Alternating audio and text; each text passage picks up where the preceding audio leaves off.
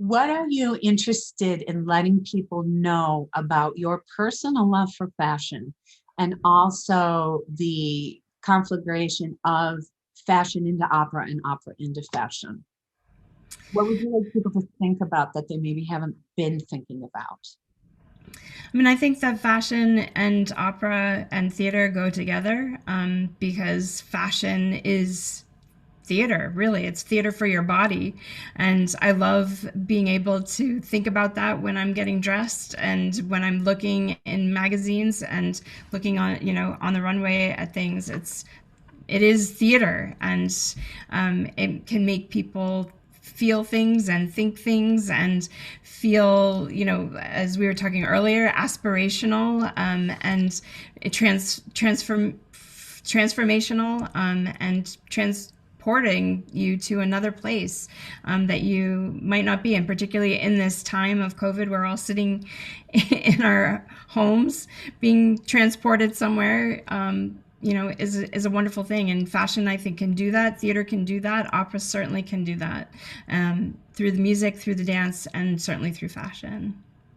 And I think, as we discussed before, since people are at home glued to their screens all the time, visual components to art forms are becoming more important in general because people are looking, they're watching. This is the new it. Absolutely. Yeah. I mean, I think, we we are a very visual culture, and I think, looking at the screen is what we have right now, and it being transported through the screen is what we hope for every day to get us out of our mundane lives as we're going about, finding a way to just make it through this time. That's part of what is magical about things like opera and fashion that can be high glamour or can be more street, shall we say, or accessible, is its teleportation. It's a time machine. It can transport you out of the mundane, as we said before, but it also gives you space to dream. What if I was in that situation in the opera? What if I was on that set? What if I was singing that aria to my lover or what have you? What if I was wearing that piece of couture? Oh my God, look at Beth Morrison's boots. Who made them? I want those boots. Can you speak a little bit about your aesthetic feelings about this mixture of kind of elite, high, elevated art and what we would call more democratized or street art, for lack of a better term? Yeah, I mean, I think that that's what my company BMP and my festival, Prototype Festival, is trying to always do, is kind of, people think of opera as like this ivory tower art form that it isn't for them, but we're always trying to pull it out of the ivory tower and put it on the street. And literally, for our festival, we put opera on the street that people can take in for free and see and hear and enjoy. But we're also trying to put, a cool frame on it all the time, and sounds that you might not think are opera, electronics and amplified voices and different sounds that, people say, "Oh, is that opera?" If we can get people to ask that question, we've succeeded in what we're trying to do, because we think that the word opera can have a very big frame, and that's what we're always trying to do, is to break the frame and enlarge the frame, and we've done our job if we've been able to have people ask that question. Absolutely. And this is part of why you are referred to as a industry game changer. Or Thank you. let me see what the exact quote was. I'm sure you know what it is.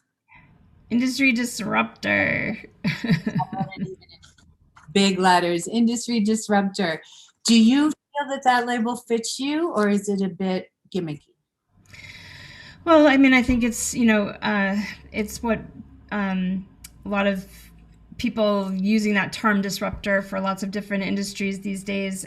It's certainly what I set out to do 15 years ago, was to disrupt the industry. That term was not used ubiquitously as it is now in lots of industries, at that time. So I certainly didn't set out to be a disruptor.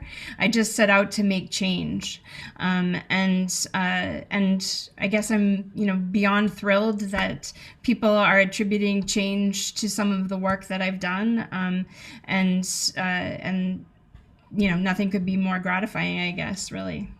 What similar kind of change would you like to see happen in the fashion industry? Well, I mean, I guess fashion, is known for body shaming and, in terms of the ideal body being this, emaciated figure. And Lord knows I'm not that. I love fashion. I love the theater of fashion. I love the sort of wonder of fashion. And that part of it I find incredible. But the part of like not feeling like you measure up because you don't live up to that stick figure. I would love it if that part of fashion changed. Yeah. It is slowly. I mean, we're slowly seeing mature models, disabled models, models of different shapes, sizes, heights being integrated. Sometimes it's a gimmick, and sometimes the design house or the magazine is really putting their money where their mouth is. But that is a slow moving train. Yeah. Yeah.